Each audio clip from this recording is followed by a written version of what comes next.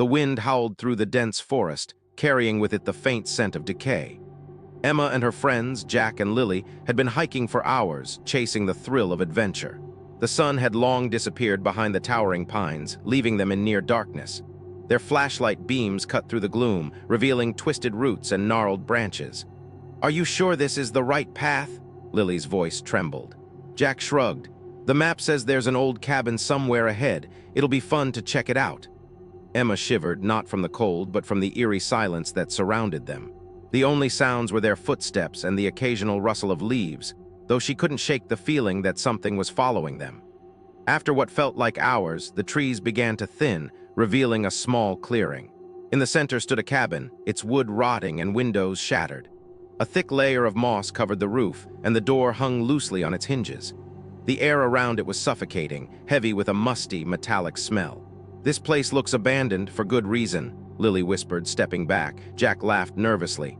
"Come on, it'll be fine. Let's just take a quick look inside." Emma hesitated but followed. The moment they stepped through the threshold, a cold gust of wind slammed the door shut behind them. The flashlight flickered and then died, leaving them in total darkness. A low creaking sound echoed through the cabin, as if the walls themselves were alive. I don't like this," Emma stammered. She reached for the door, but it wouldn't budge. Then a faint whisper filled the room, soft and almost inaudible. "Leave now!" Lily screamed as shadowy figures began to emerge from the corners, their eyes glowing like embers. They moved silently, surrounding the friends. Jack tried to run, but the floor seemed to stretch endlessly, trapping him in a maze of darkness. Emma's heart pounded. She felt invisible hands brush her arms, cold and clammy. The whispering grew louder, filling their minds with terrifying visions. Faces twisted in pain, shadows clawing from the walls, voices screaming in unison. In a desperate attempt, Emma grabbed a broken chair and swung it at the nearest shadow. It passed through harmlessly like mist. Panic surged. The cabin itself seemed alive, groaning and shifting, trapping them further. Suddenly, the whispers stopped. Silence fell, an unbearable silence. The three huddled together, trembling, until a single beam of moonlight pierced the broken window, illuminating the cabin. And there, etched into the decaying floor, were words, "You should have turned back." The friends bolted. The forest outside was no longer familiar, paths twisted impossibly. Shadows followed relentlessly, whispering and laughing. By the time they stumbled out into the moonlit clearing, the cabin was gone, vanished as if it had never existed. And though they ran until dawn, Emma could still hear the whispers, faint, taunting, always behind them, promising that the cabin would find them again. The night didn't get any lighter for Emma, Jack, and Lily. Even after escaping what they thought was the cabin, the forest seemed to have changed. Every tree looked twisted, roots curling like fingers ready to trap them. The air was thick, heavy with the same metallic smell that had filled the cabin. "Which way do we go?" Jack asked, voice trembling. He scanned the forest, but every path seemed to lead them in circles. Emma's flashlight had died long ago. She held her phone, its screen barely illuminating the gnarled roots underfoot. And then she saw it, a figure in the distance just at the edge of the faint moonlight. It was tall, thin, and seemed to float above the forest floor. Its eyes glowed faint red, and a whisper followed it, almost calling their names. "Run!" Lily screamed, grabbing Emma's arm. They sprinted blindly, branches scratching their faces, roots trying to trip them. The figure followed, silent except for the whispers echoing in their minds. Each word was a warning, a promise. "You can't escape. We are always watching." Emma stumbled and fell, twisting her ankle. Pain shot through her leg, but she had no choice but to keep moving. Jack dragged her up, but the figure was closer now. It didn't move like a normal person. It glided, slipping between the trees as if the forest itself carried it. Suddenly, the whispers multiplied. Dozens of voices, overlapping, screaming, laughing. Shadows emerged from the darkness around them, their forms barely human. Emma recognized the shapes from the cabin. The tortured faces etched into the floor, now alive and reaching for them. "This way," Jack shouted, spotting a faint light in the distance. A small cabin, or was it another illusion? They had no choice but to run toward it. The closer they got, the more the forest seemed alive. Branches twisted into walls, paths shifted, and the ground felt soft, almost like walking on a cloud of fog. When they reached the light, they realized it was not a cabin. It was a graveyard, old and crumbling, tombstones leaning as if whispering secrets of the dead. "Don't stop, keep moving," Emma panted, dragging Lily along. But the whispers were deafening now, voices chanting together, "You belong to us." A hand grabbed Jack's shoulder. He screamed, spinning around. There was nothing there, just the empty air, but his arm was cold, as if ice had seeped into his bones. Lily tripped, and Emma barely managed to pull her up before the ground beneath them seemed to breathe, rising and falling like a living thing. Then in the center of the graveyard, a tall figure appeared. Unlike the shadows before, this one had a face, pale, hollow, with a grin that split from ear to ear. Its eyes glowed with fire. "You should not have left the cabin," it whispered, voice echoing in their heads. "Now you are mine." Emma screamed and tried to run, but the ground gave way beneath her. She fell into darkness, and everything went silent for a moment, until the whispers started again, louder, surrounding her from all sides. She realized with horror that the cabin wasn't gone. It was waiting, always waiting, for them to return. Emma's eyes snapped open. She was no longer on solid ground, but floating in a void of blackness, cold and suffocating. Jack and Lily were beside her, their faces pale, eyes wide with terror. The whispers had become deafening, now a chorus of hundreds of voices chanting in unison. "You belong, you belong." Suddenly the world shifted. The trees, the forest, the graveyard, they all vanished. Around them was the cabin again, but not as it had appeared before. Its walls were pulsating, alive, breathing. The windows were like eyes, staring directly into their souls. The air smelled of decay and fire, heavy and suffocating. A shadow moved across the floor, a shape that was familiar and horrifying. It was the same figure from the graveyard, but now it had multiplied. Every corner of the cabin was filled with grinning faces, hollow-eyed and twisted, their bodies elongated and contorted, slithering across the floor and walls. "You shouldn't have run," a deep, hollow voice echoed from everywhere and nowhere at once. "The cabin remembers, it always remembers." Emma tried to scream, but no sound came out. Jack tried to move, but his legs wouldn't obey. Lily's eyes were locked on a wall, where shadows writhed and formed words. "They will take you." The whispers coalesced into a single, horrifying figure that rose from the floor.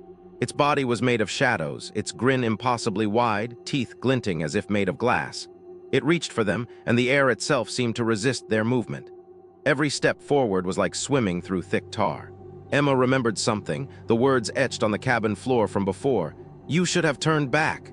She realized the cabin fed on fear, on hesitation. Panic was the key that kept them trapped. She gritted her teeth, forced her legs to move, and shouted at Jack and Lily. "Don't stop, keep moving together." With trembling hands, they ran through the cabin. Each room twisted unnaturally, doors opening into walls, floors giving way into darkness. But Emma refused to succumb to fear. She focused on the moonlight from the broken windows. It seemed to be the only anchor to reality. As they ran, the shadows shrieked, faces melting and reforming, hands grasping for them. Just when it felt like the cabin would consume them, a loud crash echoed. The front door slammed open. Moonlight poured in, blinding and pure. They leapt through it, landing on the forest floor. The cabin behind them was silent now, still, as if it had never moved or breathed. The forest looked normal, moonlight casting gentle shadows on the ground. Jack, Lily, and Emma huddled together, trembling, hearts pounding. Emma looked back. For a moment she thought she saw the cabin's roof shift, like a smile forming in the darkness. And then a whisper, barely audible, carried through the trees. "We'll be waiting." The three of them ran until the first rays of dawn broke through the forest. But deep down, they knew. The cabin would never forget, and it would always find a way back even after the first light of dawn. Emma couldn't shake the feeling that something followed them. The forest, now seemingly calm, whispered with every rustle of leaves. But it wasn't the wind. It was the same voices from the cabin, faint and mocking, tugging at the edges of her mind. Jack and Lily tried to laugh it off, insisting it was all a nightmare. But Emma knew better. The cabin didn't vanish by accident. It didn't forgive. They decided to rest near a small clearing, sitting on damp moss, trying to regain their strength. That's when Emma noticed something strange. The ground where they had landed wasn't soil. It was the same decaying floor they had seen inside the cabin. Panicked, she pointed it out to her friends. Jack crouched down and touched it. His fingers sank slightly into the surface. "It's like the cabin left a piece of itself here," he whispered. Suddenly the trees seemed to close in, their shadows stretching unnaturally. The whispering grew louder, more urgent. "Return, return, return," Lily gasped, noticing that the shadows now had shapes, elongated arms, distorted faces, crawling along the trunks like black ink. Emma's chest tightened as the forest shifted subtly around them. Paths they had walked safely hours ago now twisted into impossible angles. "We have to keep moving," Emma said, her voice firm. "If the cabin can trap us outside, it can trap anyone. We can't stay here." As they navigated through the forest, they stumbled upon a small pond. Its water was black like ink, perfectly still. Emma peered into it and froze. Reflected in the water were not their faces, but the faces of countless lost souls, eyes hollow, mouths screaming silently. One of them reached out, water rippling unnaturally as though inviting them in. A sudden chill shot through Emma. She realized the cabin didn't just feed on fear, it created fear. It reached beyond its walls, into the very world around them, reshaping reality to trap its victims. Jack tried to look away, but his reflection twisted into a screaming mask. Lily screamed, covering her eyes, but the pond's whispers seeped into her mind. "You cannot escape. You belong here." Emma grabbed both of them, pulling them back. "We fight it with courage. Fear is its weapon." They ran again, branches clawing at their faces. The whispers followed relentlessly. And then they saw it, a faint outline of the cabin, hovering impossibly between trees, its door slightly open, beckoning. Emma's stomach churned. "It's calling us back, but this time it's different. It's stronger. It knows we've escaped once." The three friends realized they were no longer just running. They were being hunted, led, drawn by the cabin's malevolent will. Somewhere deep in the forest, the whispers merged into one loud, terrifying voice. "You can never leave. This is your home now." Emma clenched her fists. "We'll find a way. We have to." The shadows surged around them, the pond's black water gleamed in the moonlight, and the forest twisted once more, as if the world itself belonged to the cabin. And somewhere in the heart of the trees, the cabin waited, patient, hungry, and eternal. The forest had changed beyond recognition. The trees leaned inward, forming a tunnel of twisting branches that seemed to pulse with a heartbeat. Emma felt it, the cabin wasn't just calling them anymore. It was dragging them, pulling them like puppets toward its center. Jack stumbled as the ground shifted under his feet, rippling like liquid. Lily clutched Emma's arm. Her eyes were wide and glassy. "Emma, I hear them whispering inside my head like they're already here." Emma swallowed hard. "Don't listen, we keep going, we find a way out." But deep down, even Emma wasn't sure there was a way out. The path suddenly opened into a clearing, and there it stood. The cabin, no longer old and broken, but massive, towering, alive. Its wood squirmed, shifting like muscle under skin. The windows blinked like eyes. The door opened slowly, breathing in and out like a living creature. A cold voice echoed through the trees. "Welcome home." Jack stepped back, but roots shot from the ground, wrapping around his ankles. Emma grabbed his shoulders, pulling with all her strength, but the roots tightened. Jack's scream tore through the forest as the ground swallowed him up to his knees, then his waist.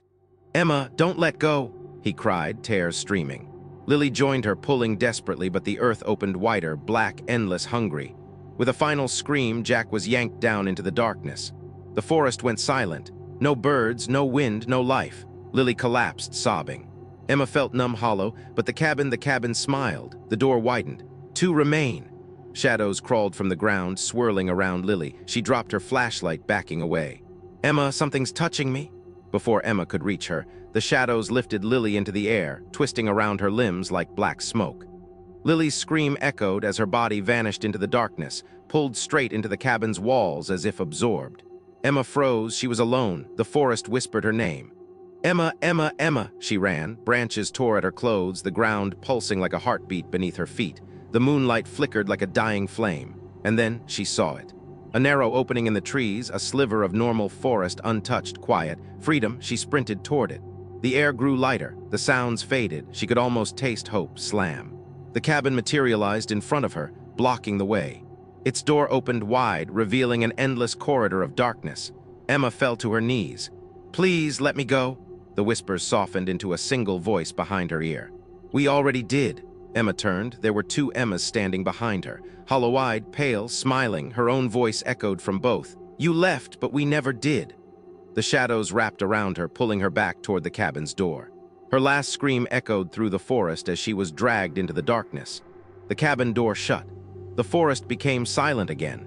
And when dawn rose, the cabin was gone, waiting somewhere else for its next visitor. Weeks had passed since Emma's disappearance. The forest had returned to its ordinary, quiet state, or so it seemed. Locals whispered about hikers vanishing without a trace, but no one ever mentioned the cabin directly. Some said it was a legend, others dismissed it as paranoia. But the whispers remained faintly in the wind. Those who listened carefully could hear them calling names, names that hadn't been spoken aloud in years. In a small town near the forest, a new hiker group arrived, laughing and joking, oblivious to the stories. One of them, a girl named Mara, carried a notebook. She had been researching abandoned structures, haunted locations, and local myths. "I found something strange," Mara said, flipping through her pages. "There's a cabin that doesn't exist on maps, but people keep disappearing near this forest." Her friends shrugged. "Sounds like a ghost story, perfect for Halloween." But Mara felt uneasy. Something about the forest, even at a distance, felt wrong. The shadows among the trees seemed too dense, too deliberate. The wind whispered her name, almost coaxing her forward. Later that night, as they camped near the forest edge, Mara woke to a cold chill. The fire had died. The others were asleep. She saw movement beyond the tree line, a faint glow shifting shapes. Her heart pounded. The glow formed the outline of a cabin, faintly breathing, alive. A whisper slithered through the air. "Another one!" Mara froze. The trees seemed to part, forming a narrow path leading directly to the cabin. The shadows within stretched, reaching for her. She blinked, but the glow was gone. The path had vanished. She woke her friends, but none saw anything. They laughed nervously, dismissing her fear. Yet Mara couldn't shake the feeling that the forest had chosen her. That the cabin, somewhere beyond reality, was already aware of her presence. That night in her dreams, Mara walked the twisted corridors of the cabin. Hollow-eyed faces stared from the walls, whispering secrets of the lost souls it had consumed. Emma, Jack, and Lily were there, silently screaming, reaching toward her with hollow hands. Mara awoke, sweating, gasping. The forest outside was quiet again, but a faint shimmer of moonlight reflected off something in the distance. The faint outline of a cabin. And just before the sun rose, a whisper curled around her ear, soft yet certain. "We are always waiting, and now we know you." Mara's heart raced. She wanted to run, wanted to escape, but she realized with a cold certainty that the cabin didn't need to be seen to exist. It was everywhere. It had followed the others into the world outside, and it would follow her too. The forest fell silent, but the whispers remained, waiting, watching, hungry. And somewhere deep in the shadows, the cabin breathed, eternal, patient, unstoppable. The sun had risen, but the forest remained unnaturally quiet. Mara, the new hiker from the epilogue, couldn't shake the feeling that the cabin's presence lingered. Every rustle in the trees made her jump. Every shadow seemed to stretch and reach toward her. She tried to convince herself it was just fear, but deep down she knew better. The whispers returned, soft and insistent. "You belong, you belong." Mara's journal, which she had been keeping since arriving, began to tremble in her hands. The words she had written earlier, the cabin, Emma, Jack, and Lily, seemed to rearrange themselves on the pages. When she read them, the sentences were no longer hers. "We see you, we are waiting." A chill ran down her spine.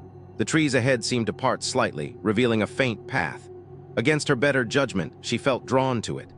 The path twisted unnaturally, bending back on itself as though the forest were alive, reshaping the world to lure her deeper. Suddenly she heard footsteps behind her. Slow, deliberate, Mara spun around, but no one was there. Only the shadows stretched unnaturally, creeping along the forest floor. She ran. The path opened into a small clearing, and there it was, the cabin.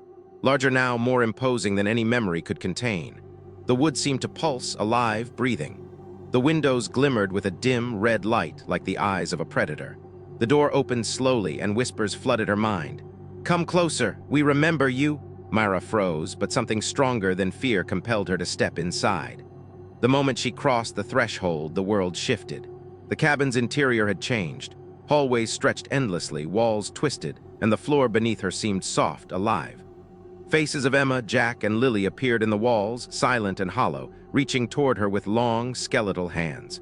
Why us?" Mara whispered. A shadow detached itself from the walls. It had the same hollow grin, the same burning eyes. "Because fear feeds eternity," it said, voice like scraping metal. "Because once the cabin sees you, you belong." Mara tried to scream, but the walls absorbed her voice. She ran through endless corridors, past faces that whispered secrets, past floors that tried to pull her down. Each step forward was a battle, each breath was stolen by the cabin itself. Then she noticed something, a faint beam of moonlight through a broken window. It wasn't much, but it felt real. Gathering all her strength, Mara ran toward it. The shadows surged to block her, clawing, whispering, screaming. She leapt through the moonlight and found herself back at the forest edge. The cabin was gone. The wind whispered softly, almost like a lullaby. She was free for now. But Mara knew the truth. The cabin never truly left. Somewhere in another forest, another town, it waited, patient, eternal, hungry. And one day it would find her again. As she looked back, a single whisper rode the wind. "We'll be waiting, always." The cabin seemed to breathe around them, the wooden walls groaning like the whisper of unseen lungs.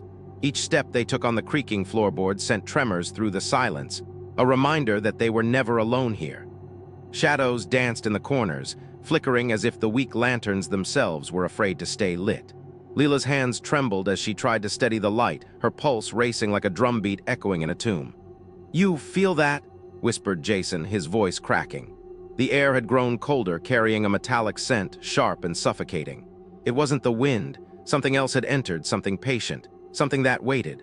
From the far end of the cabin, a soft scraping noise began, slow, deliberate. It grew louder with each passing heartbeat, like claws dragging across the wooden floor. The friends froze, eyes wide, hearts hammering against their chests. Every instinct screamed to run, but the exit was no longer visible. The doorway had dissolved into shadow. Suddenly, a figure emerged from the darkness, not human. Its shape was tall and crooked, limbs bending in unnatural angles, as if gravity itself rejected it. Its face was hidden beneath a veil of black mist, but the eyes, two hollow voids, pierced directly into their souls. The sound it made was neither scream nor growl, but a harmony of every fear they had ever felt, layered together into something that could shatter sanity. Leela dropped the lantern. The flame sputtered and died, plunging them into darkness. In that suffocating black, the creature's whispers began. They called each of them by name, dragging out their deepest regrets, their guilty secrets, their unspoken fears. Every word cut sharper than a knife, and with each syllable, the room seemed to shrink. The walls pressed closer, the air thickened, and it felt as though their very thoughts were being torn from them. Jason lunged forward, grabbing Leela's arm, but the moment his fingers brushed hers, an icy surge shot through his body, freezing his muscles. She screamed, and in that instant the creature moved. Swift, silent, a shadow within shadows, and when they dared to blink, it was gone. Yet the feeling lingered, an oppressive weight on their chests, a memory of dread that could not be erased.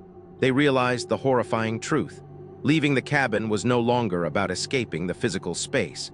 It was about surviving the darkness that had now followed them into their minds. The forest outside seemed to laugh, the trees whispering their names, promising that they would never be free. Somewhere deep inside, they knew this was only the beginning. The cabin had chosen them, and it would wait patiently for the night when fear was strongest, to return and consume what little remained of their sanity. The forest swallowed them the moment they stepped outside. The cabin's door slammed shut behind them with a final, echoing thud, as if sealing something in or sealing them out. But the silence that followed was worse. No wind, no crickets, no rustling leaves. Only a dead, suffocating stillness that wrapped around their throats like invisible hands. Leela tried to catch her breath, but each inhale felt thinner, as if the air itself had been drained.